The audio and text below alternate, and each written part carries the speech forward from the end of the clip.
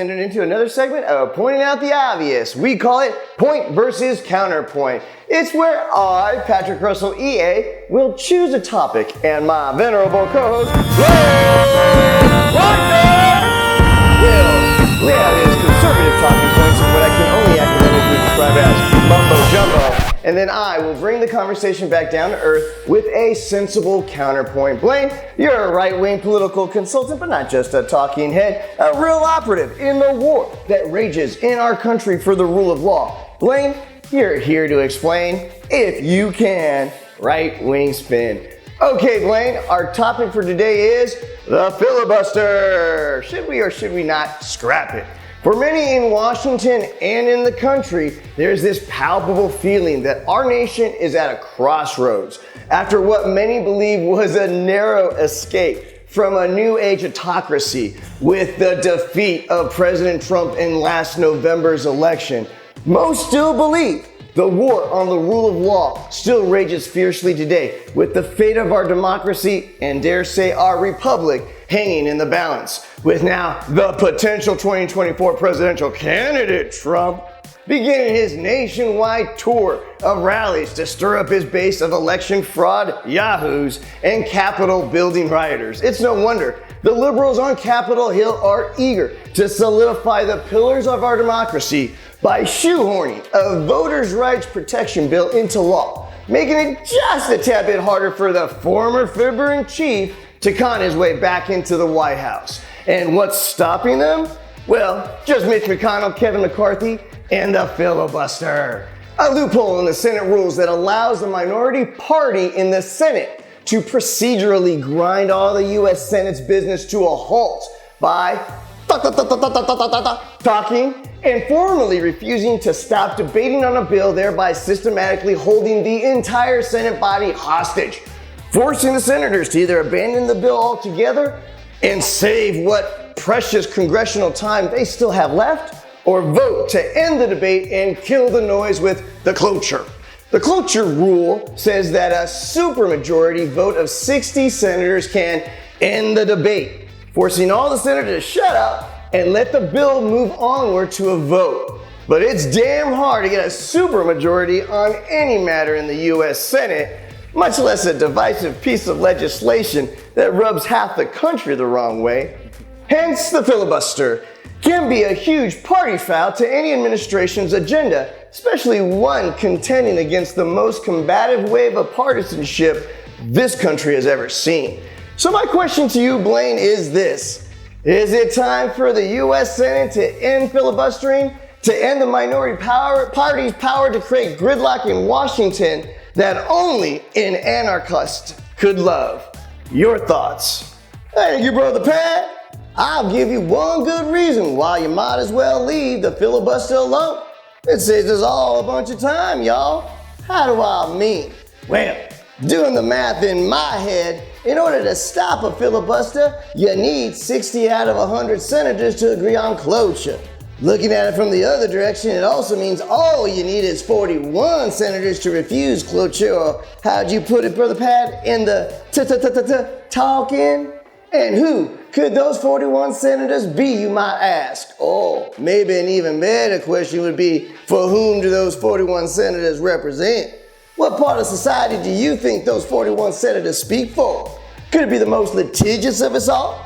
Could it be the wealthiest of us all? Could it be the people that will simply never, ever let this country become what they don't want it to become? I leave these questions rhetorical to engage your imagination as to just how far this small yet influential and shrewd constituency will go to keep their country looking and acting like the good traditional value nation it should be.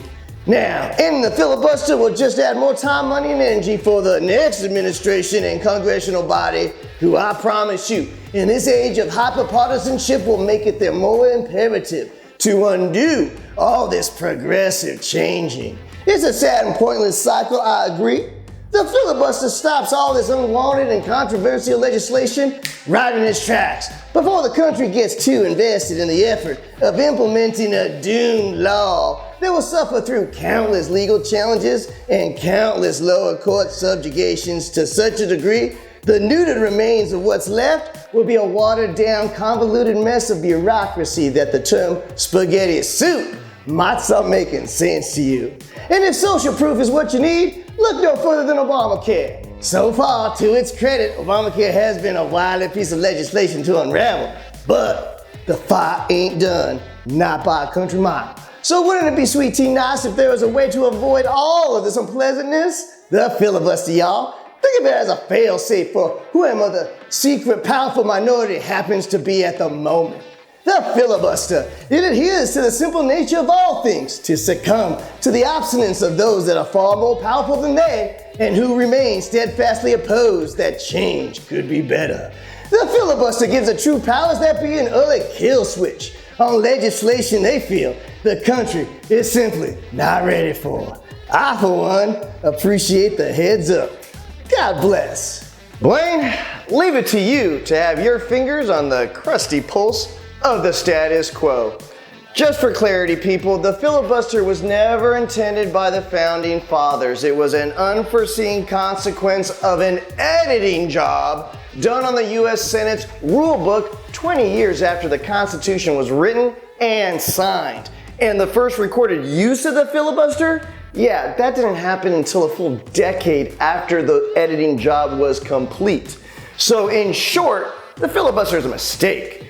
Prior to this horrendous editing job, the rule book for the Senate and the House of Representatives was exactly the same. And what do the House of Representatives do, you ask? Yeah, there's no vote, just a motion that anybody can bring up at any time to stop the talking and bring whatever the bill is in question to a vote. And if you care, historians, it's called the previous question motion. It doesn't matter.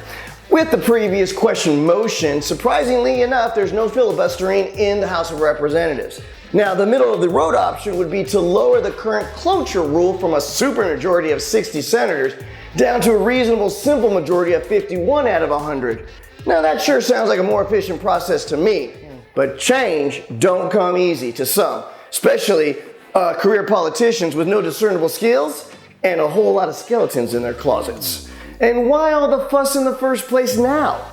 Well, because if you look at politics in terms of good guys versus bad guys, what happens when the bad guys are in charge of both the White House and Congress?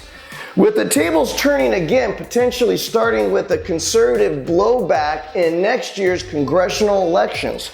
And then, God forbid, the unthinkable happens again in 2024. Now, with an emboldened Trump in the White House, the filibuster could very well be the only stopgap the good guys have left to prevent hard right legislation from stripping away decades of hard-fought reform.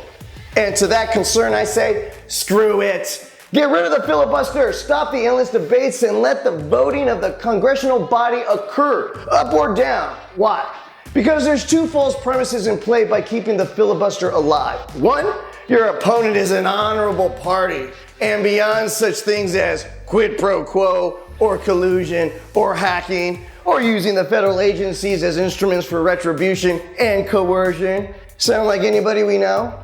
And false premise number two, the rules can't change. Come on, with Mitch McConnell already publicly threatening to employ a scorched earth tactic in the Senate, making any action, no matter how small or insignificant, including going to the bathroom, now requiring a quorum of the Senate to approve, we simply can't rely on the rule of law to withstand a true coordinated effort by the shrewd power brokers who are only looking out for number one. So I say screw it. Remove the filibuster and allow this administration to gain the foothold it needs to enact lasting investment into our country's future, especially in labor and education.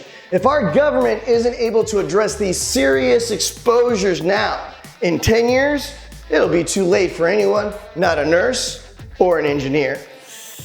All right, please use the comments below to let us know who you think won the argument du jour. Thank you, everybody.